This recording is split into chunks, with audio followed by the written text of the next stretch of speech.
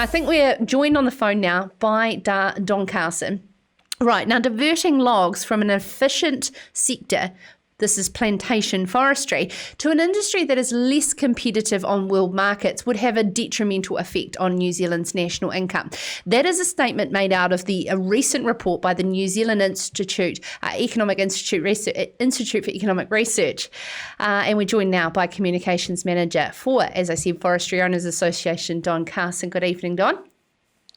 Good evening, Sarah. Good. And before we start, can I give a great shout out to Peter Bryce and the Mount Albert Grammar School? Great idea, gets school kids in from Auckland to experience agriculture as much as can be experienced there. Great idea.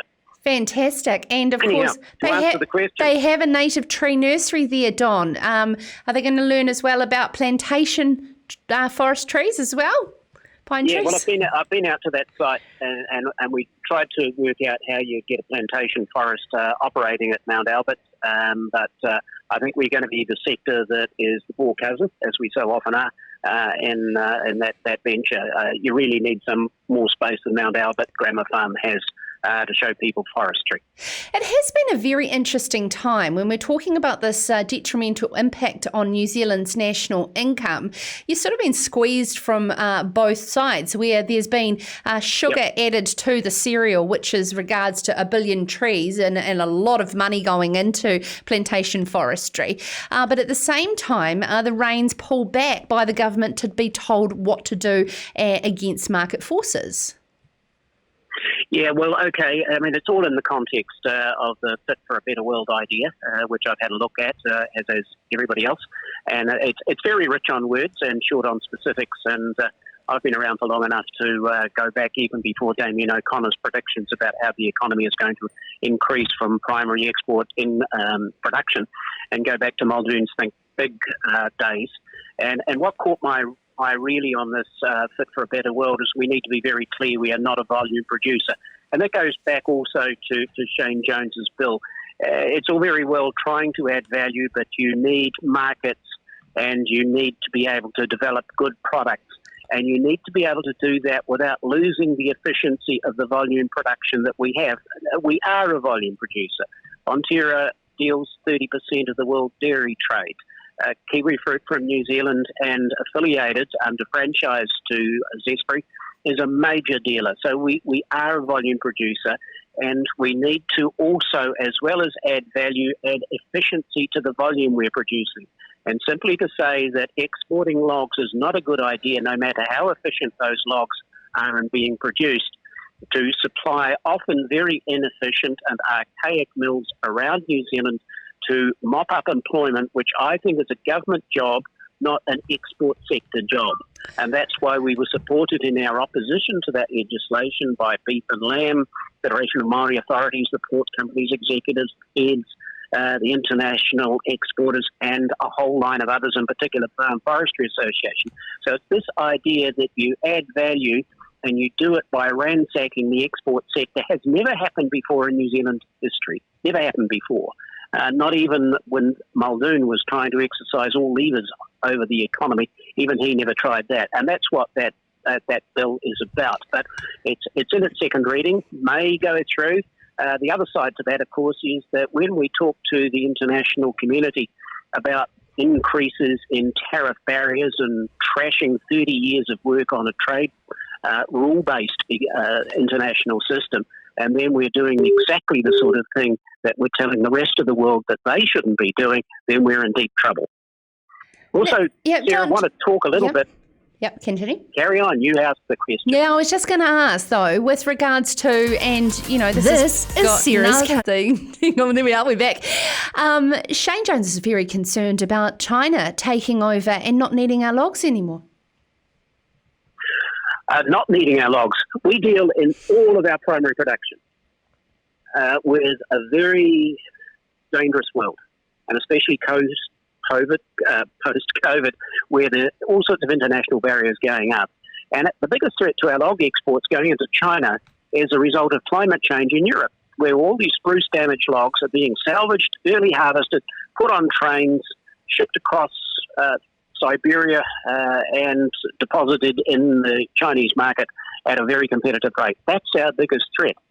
not the fact that we have a lot of logs going to China. But if you say you divert all of this into a domestic processing industry, where are those markets? And it's very easy to come out with formulas as the Fit for a Better World has done without saying, first of all, we need to make sure that we have got markets. And that's one thing the NZIER report identifies.